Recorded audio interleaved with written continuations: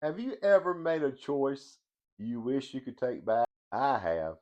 I will never forget the life lesson. My name is Randy Eubanks. My motto is Randy Inspires.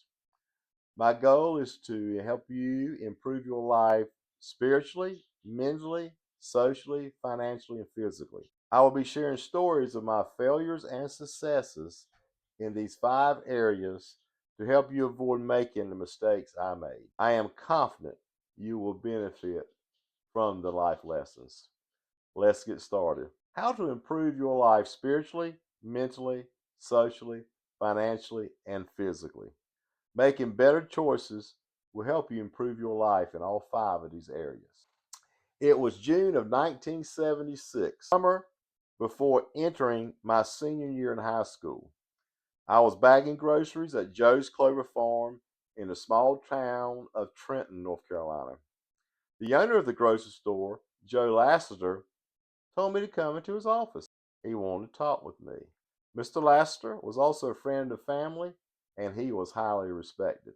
As I was walking back to his office, I was thinking, what have I done? As I took a seat in his office, he gave me some advice that would eventually change the rest of my life.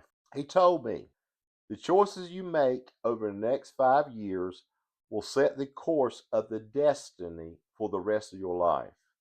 If you make wise choices for the next 5 years, your life will be a lot easier when you get in your 40s and 50s. He said, remember this universal truth. You have the freedom of choice, but you do not have the freedom of the consequences. You can control the choices you make, but after you've made the choice, you have no control over the outcome or the consequences. Consequences apply equally to everyone. It doesn't matter who you are, rich or poor, young or old. Consequences plays no favorite. My priorities back then were in the wrong place. I made some bad choices, and the consequence of those choices almost killed me. I remember the Wednesday night before Thanksgiving during my senior year in high school. Some friends and I were out partying in the little town of Kinston. I drove the 22 miles home late that night after consuming several Schlitz beers and Canadian Mist liquor. During the drive home, I crossed the center line many times. It was all I could do to keep from passing out. As I turned into my long driveway, I temporarily blacked out. The next thing I remember was my car hitting straight towards my living room window. I suddenly turned the steering wheel and my car did a 180-degree turn. I almost drove the car into my house. That woke me up. I made enough noise, it also woke up my mother and father. As I stumbled into my house, my mom and dad were waiting for me. All I could do was look at them and throw up. It was embarrassing and it was disgusting. That was a bad night. Next morning, my dad got me up early, 6 o'clock. He gave me a rake and shovel and told me to go outside and fix the yard I had torn up the night before. He took my car from me until I was 18. Luckily, I turned 18 in 2 months. That was a long 2 months. It could have been worse. I could have died that night. I could have blacked out on the highway instead of my driveway. I was fortunate that I did not kill myself or someone else. It was a couple years later when I finally realized the error of my ways. My wife and I were driving home from a nightclub in Newbern. I had been drinking a few beers. On the way home, according to the cop, I crossed the center line several times. He asked for my driver's license. He asked me had I been drinking. I said, yes, sir, I had a few beers.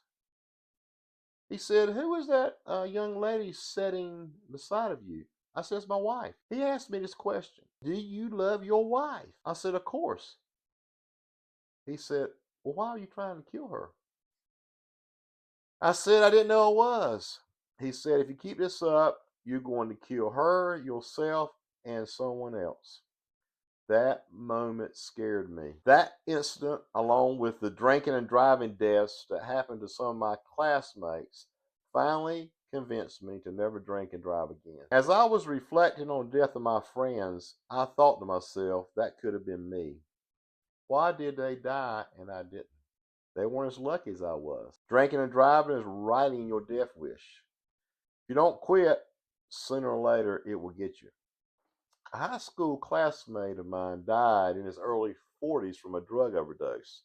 He chose to start out smoking marijuana in high school, which led to choosing harder drugs in the future, which eventually led to his death. His consequence of death was delayed for several years. Be careful and don't believe that the lack of immediate consequences means there's nothing to worry about. It will eventually catch up with you. Bad choices will catch up with you sooner or later. On the flip side, keep making good choices, then eventually your life will turn around and good consequences will be the outcome. Over the years, I've made good and bad choices. I want to reflect on my senior year in high school and share with you a choice that I was faced with that changed my life forever. At the beginning of my senior year in high school, my best friend and I were contemplating running away from school on an adventure, traveling across the country, having a good time. We were contemplating that decision. That sounds good, right? We'd each have saved up $500 from working in the summer at Joe's Clover Farm. We thought we were set. My friend and I took a piece of paper and made two columns. On the left side of the paper, we titled it Advantages of Quitting School. On the right side of the paper, we titled it Disadvantages of Quitting School. We started writing under the advantages. We have $1,000 together in cash to survive on. We can travel and enjoy life. We finally have the freedom to make our own choices. There will be no parents or teachers telling us what to do. Boring homework will soon be forgotten, which we considered a waste of our time. We can sleep late and do our own thing. On the right side of the paper, we listed the disadvantages. We thought that traveling could be expensive. We were smart enough to realize that the $1,000 between us would run out very soon. We started asking questions. How would we eat when the money ran out? Would we go hungry? Where would we stay? Would sleeping in my car get old? Were we ready to go to work to support ourselves? Who was going to hire two high school dropouts? Would my parents pay for my car insurance while I was on my adventure? I don't think so. Would life be harder or easier on my own because of being broke? Does the thought of being homeless appeal to me? By writing out the consequences of our choice, we were able to see the advantages and disadvantages of the decision that we were making. We concluded that the disadvantages outweigh the advantages. We decided to stay in school. As a result of that one choice, I reaped the following consequences. A few months later, I met my future wife and married her after I graduated from high school. As a consequence of that choice, we have three wonderful children, which I have enjoyed seeing them grow up. I got the chance to carry all three of them to school for their first day when they entered kindergarten. I was there to attend all their events while they were in school. I was there to coach them in t-ball, softball, and basketball. I never missed a birthday party that my children had. I was there when they graduated from high school.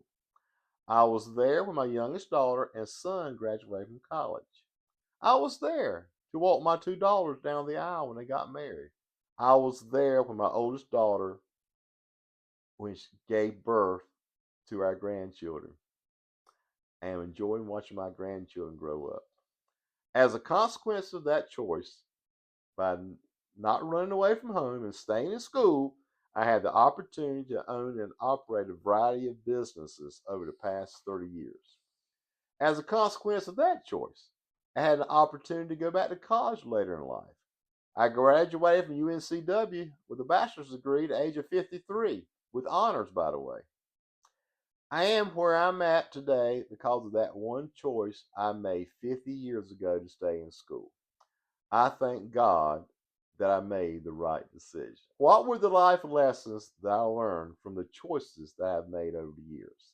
Lesson number one: choices come with consequences. We need to think about what consequences will result from the choices or actions we will take. We make the mistake of thinking we can act or do any way we want and expect the results to be the way we want them to be. That is not reality. I thought when I was a teenager I could drink and drive and everything would be okay. That is simply not true. That choice put me in danger of killing myself or someone else. That choice cost 5 of my classmates their lives. If I had continued in making that choice, the results would have been the same. The problem in making a bad choice is like playing Russian roulette. If you keep playing, you will eventually lose. On the flip side, I made the right choice by not dropping out of high school my senior year. By making that right choice, the consequences I just shared with you were very favorable.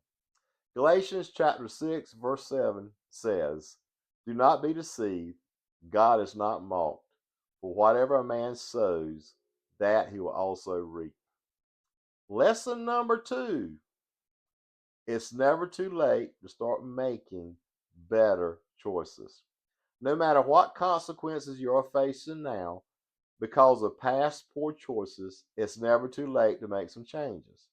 The definition of insanity is to keep making the same choices repeatedly and expect different results.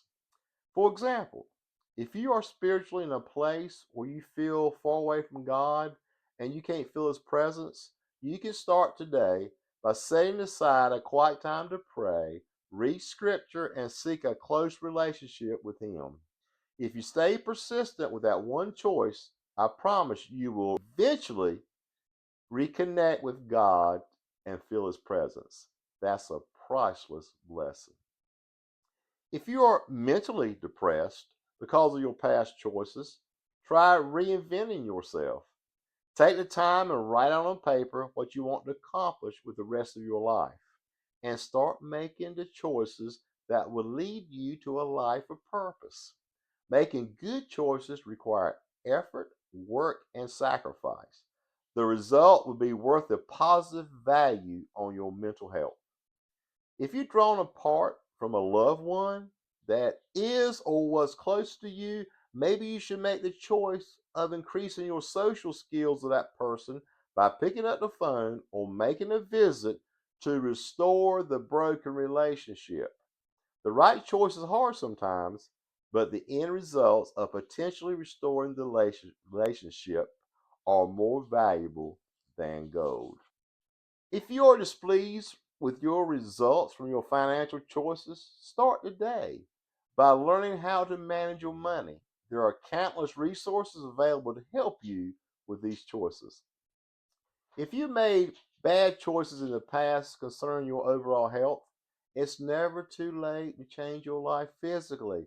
Start today with an exercise and nutrition program that will lead you to have the energy and vitality you have always wanted. Proverbs chapter 2, verse 6 says, "For the Lord gives wisdom, from his mouth come knowledge and understanding." The pressing question on your mind should be, from this day forward, can I improve my life by making better choices? The answer is yes, you can. Remember this universal truth as given to me 50 years ago by my friend Joe Lasseter. You have the freedom of choice, but you don't have the freedom of the consequences. Choices come with consequences. Get a piece of paper and write out the choices you're thinking about. Think about the potential consequences and choose wisely. Begin making better choices today. See you in the next video. God bless you and have a great day.